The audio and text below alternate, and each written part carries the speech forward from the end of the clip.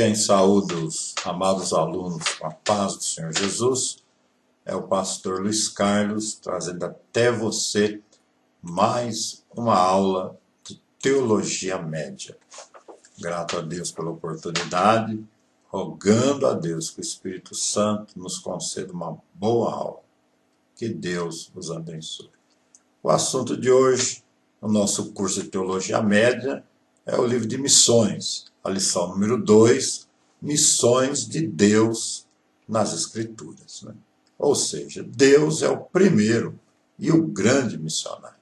Vejamos por quê. Louvado seja Deus. Primeiramente, a base de missões no relato da criação. Lá em Gênesis capítulo 1 e verso 1, nos é revelado a amplitude, que Deus requer para as missões. Ou seja, Deus criou os céus e a terra. Então, o escopo é universal, não é verdade? Tanto a gente vê lá em Gênesis, aliás, João 3,16, que Deus é o Deus do universo, de todos os homens, não somente Deus de Israel. Você já conhece esse versículo, que diz: porque Deus amou o mundo de tal maneira que deu seu Filho unigênito, para que todo aquele que nele crê não pereça, mas tenha a vida eterna. O desejo de Deus é salvar toda a humanidade. Tanto é que Deus Adonai representa Senhor de tudo, não só de Israel e nem só da igreja, na verdade. Muito bem. Quais os meios de alcance de Deus na sua missão de ganhar almas para si próprio? Temos no Velho Testamento a figura da nação de Israel, que eram os sacerdotes de Deus, eram os evangelistas de Deus. A ideia de Deus era, através de Israel, disseminar o seu nome por todas as nações da terra. Bem, Israel, como sabemos, falhou. E por isso, agora, na época da graça, Deus levantou Jesus através da sua igreja. Vemos isso claro, não é verdade, lá em Mateus 28:18, e também em Marcos 16:15, onde está escrito: indo por todo mundo, pregai o evangelho a toda a criatura, e todo aquele que crer será salvo, e quem não crer já está condenado. Então, essa divisão é bem clara, Deus levantando primeiro Israel, e hoje, agora, nos nossos dias, a igreja de Jesus na terra para a evangelização de todos os homens do mundo. Muito bem. Na criação, nós vemos um propósito na criação do homem. Quando Deus criou o homem, Deus criou o homem para dominar, não é verdade? Está lá em Gênesis 1. Vamos ler o verso 27, que diz assim: criou, pois, Deus o homem à sua imagem, a imagem de Deus o criou, homem e mulher os criou. E o 28, então Deus os abençoou e lhes disse: frutificai e multiplicai-vos, enchei a terra, sujeitai-a, dominai sobre os peixes do mar, sobre as aves do céu, sobre todos os animais que se arrastam sobre a terra. Então, o homem já traz em si a imagem de Deus para promover o reino de Deus, como embaixador de Deus na terra. Voltando agora a Israel, nós observamos uma grande responsabilidade missionária que Deus deu a Israel, que Deus condicionou a Israel.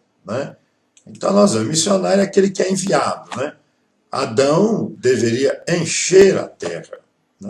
Falamos desde o princípio até chegar à nação de Israel. Adão recebeu uma ordem para encher a terra. E nós observamos que logo após o dilúvio, Noé e seus filhos receberam a mesma ordem, a mesma ordem para se multiplicar na terra. E observamos que através desses três moços, que são Cão, Sem e Jafé, foi criada então toda a nova humanidade.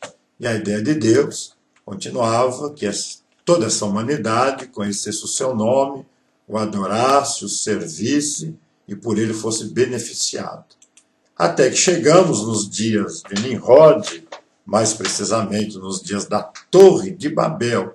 E ali nós vemos uma grande revolta do homem contra a palavra de Deus, especialmente esta palavra missionária, porque os homens tentaram chegar até o céu, os homens não queriam se espalhar mais sobre a terra, ou seja, não queriam mais serem missionários de Deus para os demais homens, né? Foi um dos motivos pelo qual Deus deu um jeito na Torre de Babel.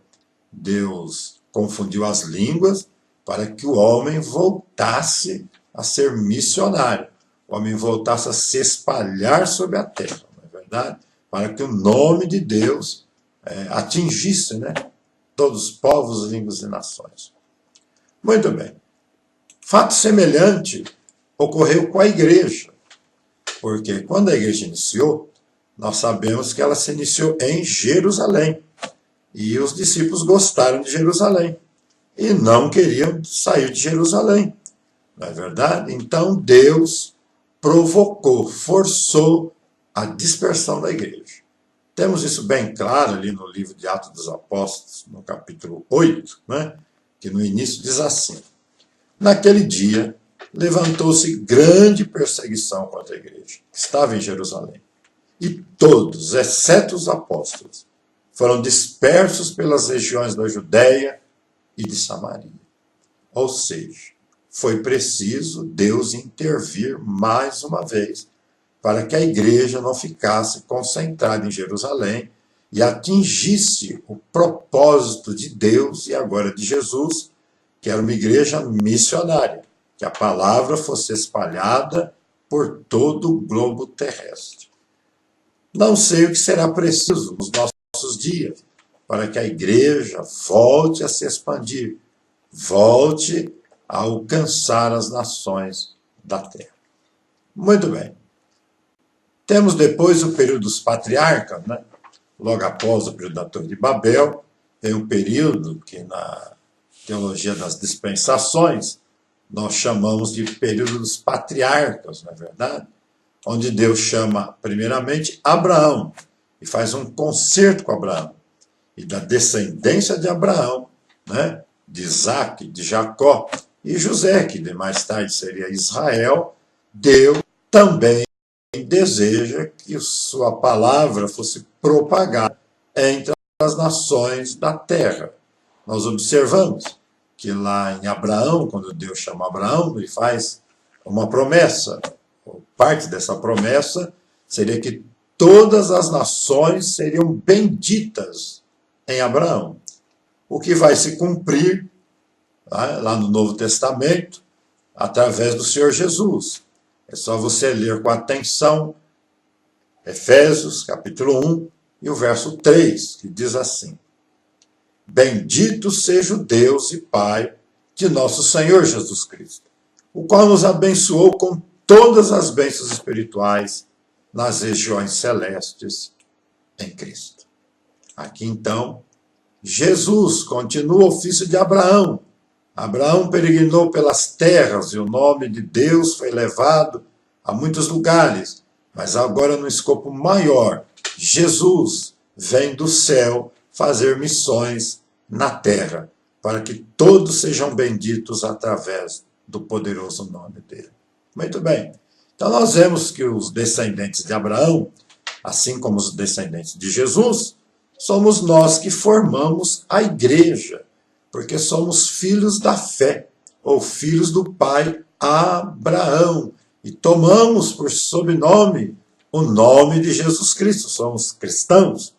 Isso está bem explícito em Gálatas 3:29. E se sois de Cristo, então sois descendências de Abraão, herdeiros conforme a promessa. Em Jesus se cumpre a palavra de Deus a Abraão. As nações são benditas através do pai da fé, Abraão. Só que agora, através da pessoa bendita de Jesus Cristo. E agora sim, dentro da história de Israel, né? A missão de Israel, como já foi dito aqui, era alcançar as nações, não é verdade? Para que os povos conhecessem a Deus. Isso está bem claro lá em Josué, né? Capítulo 4, 23, 24, não vamos ler, mas você lê na sua casa, com tranquilidade. Está claro nas palavras de Davi a Golias, lá em 1 Samuel. Davi é bem claro que os homens saberiam que havia um Deus em Israel. Esse era o motivo de Davi enfrentar aquele gigante. Era glorificar o nome de Deus, para que os filisteus e todas as nações soubessem que havia um Deus em Israel. Missões através da nação eleita. Ainda sobre a nação eleita, Israel, observamos Salomão, na sua célebre oração, lá em 1 Reis 8:43, também se importando com a disseminação do nome de Deus para todas as nações. Escute só aqui esse versículo. Ouve do céu, lugar da tua habitação, e faze conforme tudo o que o estrangeiro a te clamar, a fim de que todos os povos da terra, olhe bem, todos os povos da terra conheçam o teu nome, te temam como teu povo Israel, e saibam que pelo teu nome é chamada esta casa que edifiquei. Olhe bem essa oração. Olha o desejo de Salomão, que era o desejo de Deus. Era que todos os povos da terra conhecessem o nome do nosso Deus. Israel, a grande nação missionária. Vemos isso também, novamente, mais à frente, na vida dos profetas, né, que profetizaram aí antes da vinda de Jesus. Por exemplo, né, entre muitas citações, nós vamos citar aqui Isaías 45:23, né, onde nos é asseverado que a salvação é para todos os homens, uma tentativa do Espírito Santo, através de Isaías, de alcançar os demais homens. Olha esse versículo aqui tão conhecido e tão maravilhoso. Por mim mesmo jurei, já saiu da minha boca a palavra de justiça. Não tornará atrás, diante de mim se dobrará todo o joelho e jurará toda língua. E também Sofonias, capítulo 3, verso 9, algo semelhante. Diz assim: pois então darei lábios puros aos povos, para que todos invoquem o nome do Senhor e o sirvam com o mesmo espírito. Voltamos a enfatizar, a vontade de Deus era que o nome dele fosse levado a todas as nações, a todos os homens da terra. E o intuito disso era abençoar os homens com as gorduras da terra e as bênçãos do céu. Vamos agora a Jesus, o grande e maravilhoso missionário.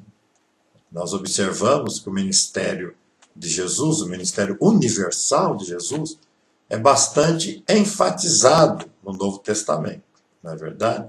Inclusive, sobre a genealogia de Jesus, nós temos uma ali no livro de São Mateus e a outra no livro de São Lucas.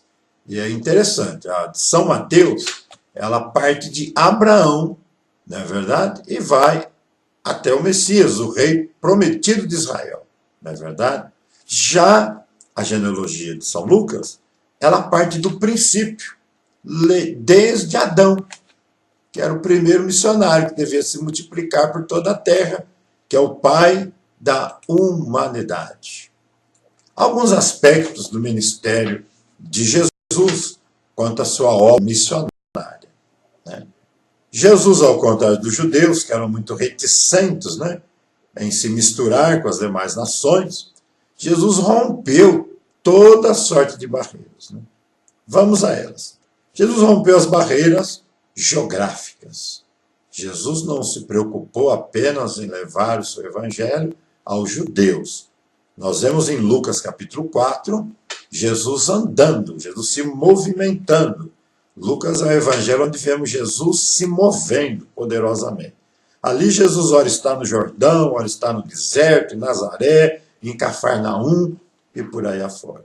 Vemos também Jesus rompendo barreiras sociais.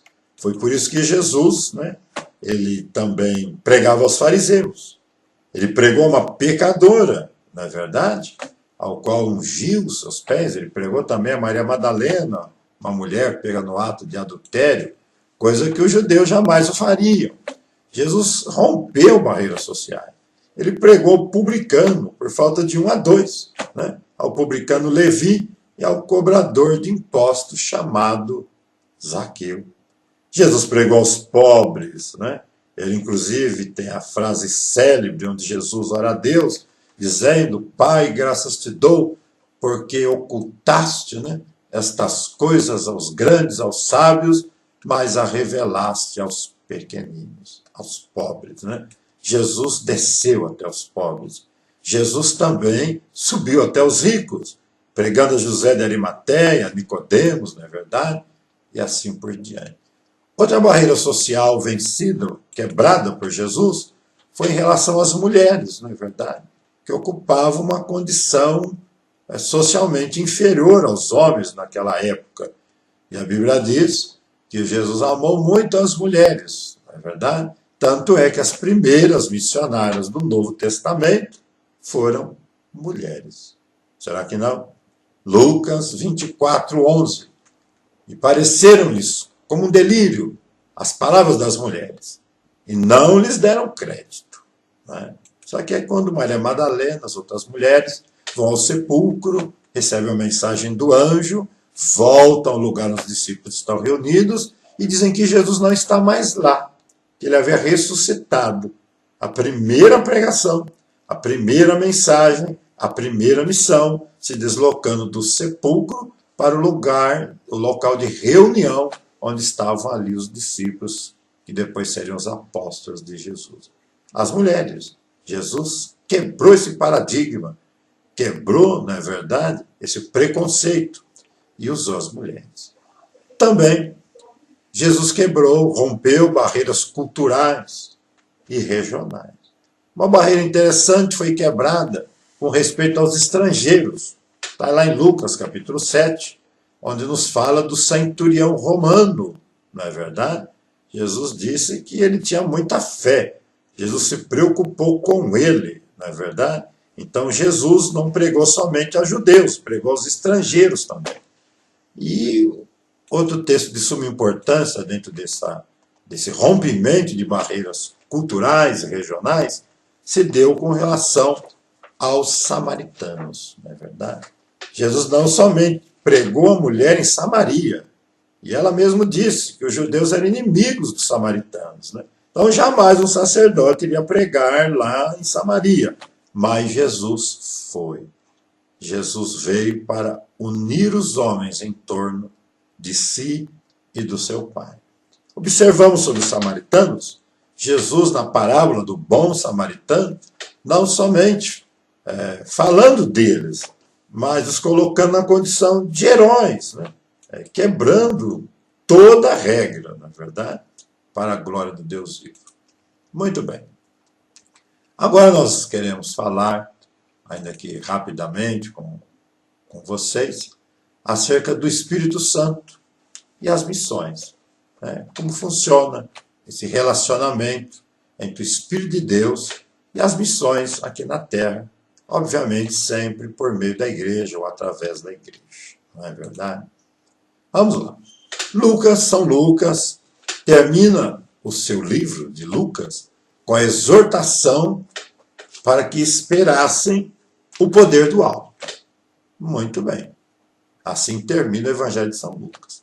E o Evangelho de Atos dos Apóstolos, escrito também por São Lucas, inicia-se, né, com a igreja recebendo o Espírito Santo.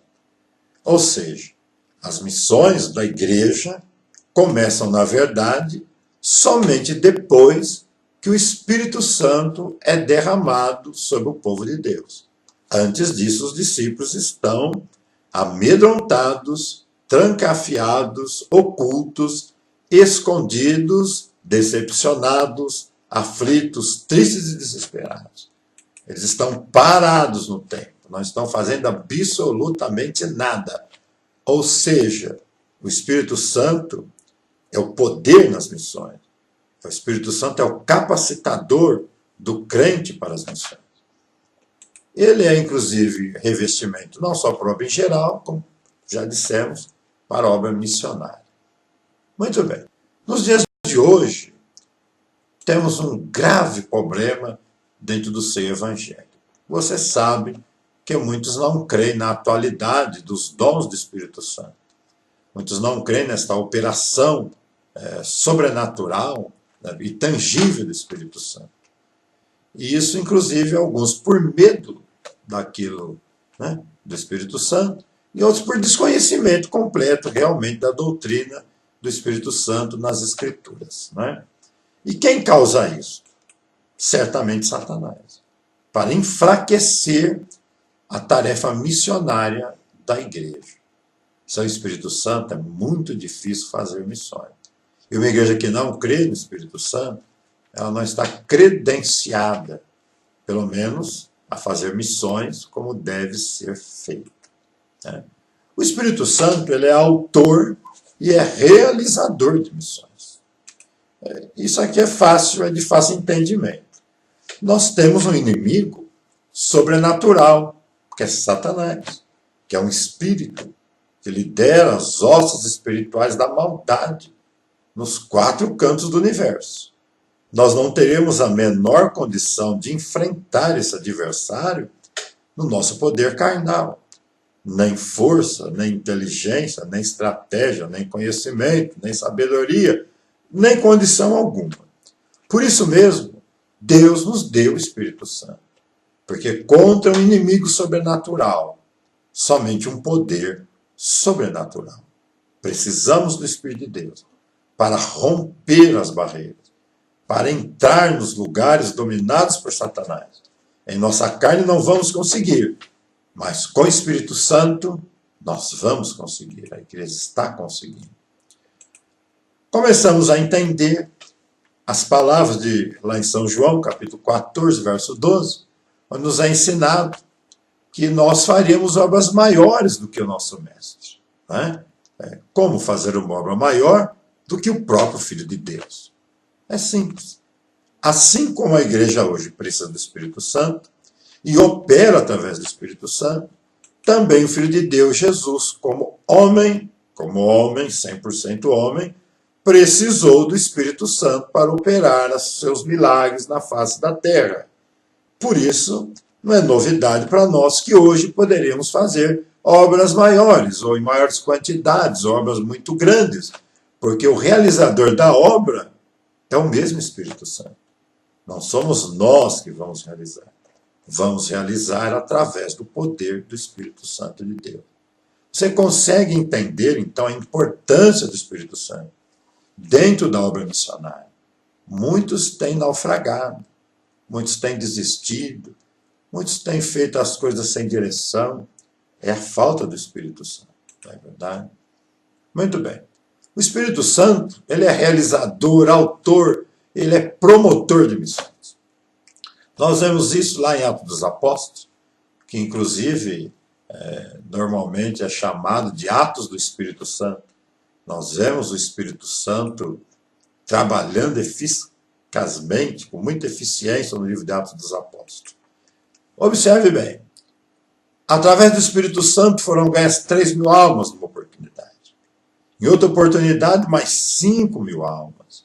Na casa de Cornélio, toda a casa dele. Foi o primeiro lar gentil a receber a palavra de Deus. Foi através do Espírito Santo, lá em Atos dos Apóstolos, capítulo 11. Ali você vai ver implantada na cidade de Antioquia a primeira base missionária da igreja, que dali se espalhou pelos rincões da Ásia. Não é verdade? O Espírito Santo é o que nos dá poder para as missões. Inclusive, sobre esse termo, o derramamento do Espírito Santo, que é um ato bastante profícuo da parte de Deus, nós vemos acontecendo 4 vezes. Veja bem, o derramamento do Espírito Santo, nós vemos ocorrendo por apenas 4 vezes, ou em 4 oportunidades dentro do Novo Testamento. Primeira oportunidade, o dia do Pentecostes. Esse dia maravilhoso, inesquecível, pela qual a igreja é grata até os dias de hoje. Onde o Espírito Santo foi derramado pela primeira vez na forma que conhecemos. Nós vemos uma segunda oportunidade de derramamento do Espírito Santo, quando Filipe está pregando em Samaria. É muito interessante. Ali o Espírito Santo foi derramado, aconteceu um movimento extraordinário em Samaria. Foi até necessário a chamada dos apóstolos ali para aquela cidade para corroborarem com o trabalho de Filipe. Nós vemos um grande derramamento em Cesareia, na casa de Cornélio, que nós já citamos, não é verdade? E era essa a grande diferença entre o evangelho de João Batista e o evangelho de Jesus. O próprio João Batista falou que ele batizava com a água para a remissão dos pecados, mas que após ele viria um do qual ele não era digno de se abaixando, de exaltar a correr de suas alparcas, porque este é o que batizaria com o Espírito Santo e com fogo. Glória a Deus. O verdadeiro derramamento do Espírito Santo, ele traz um fruto permanente pelos séculos, não é verdade? Você observa que o Pentecostes foi derramado, a igreja está aí até hoje, não é verdade? Lá em Samaria se fundou uma grande igreja, e assim sucessivamente. Nós observamos hoje isso na igreja contemporânea. É citado aqui no nosso livro que lá na Polinésia, em 1811, foi pregado o evangelho durante 96 anos. E que ali foram gerados mais de 1 milhão de almas. Foi um grande derramamento do Espírito Santo. Será que esse fruto foi permanente? Segundo pesquisadores, até hoje, é ali onde está o maior percentual de cristãos. Quer dizer que foi um verdadeiro derramamento do Espírito Santo. Derramamento do Espírito Santo não é só barulho. Tem que haver frutos. E frutos dignos de arrependimento na vida dos homens. Não é verdade? Olhe só quando Paulo prega. A Bíblia diz que o povo da cidade leva os seus livros de mágica, colocam fogo. Quer dizer, Paulo mudou a história de uma cidade através do Evangelho do Espírito Santo. Muito bem. Nós observamos que Jesus é o grande estrategista, junto com o Espírito Santo, da obra missionária. Uma grande estratégia, a estratégia geral das missões, está lá em Atos dos Apóstolos, capítulo 1, no verso 8. Ali diz que o evangelho deveria ser pregado em Jerusalém, na Judéia, em Samaria e até os confins da terra.